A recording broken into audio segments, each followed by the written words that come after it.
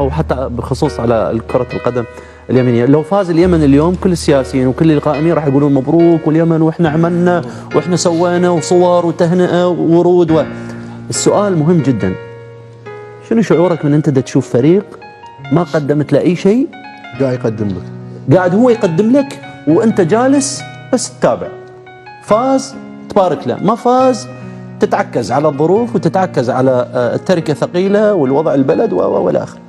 يا أخي هالرياضة وهذه كرة قدم، وأنتم تشوفون شعبكم محب لكرة القدم ومتابع بشكل كبير ومتفاعل بشكل كبير، على الأقل اسعى. أنا بوجهة نظري القائد ما يتعكز على أخطاء اللي قبله ولا على المشاكل، يحاول يحفر بالصخر حتى أنه ينتشل الفريق، ينتشل البلد، يحاول ينهض بالواقع، يحاول يقدم أي شيء.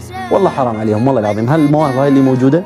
شوف أنا في وجهة نظر أغلبنا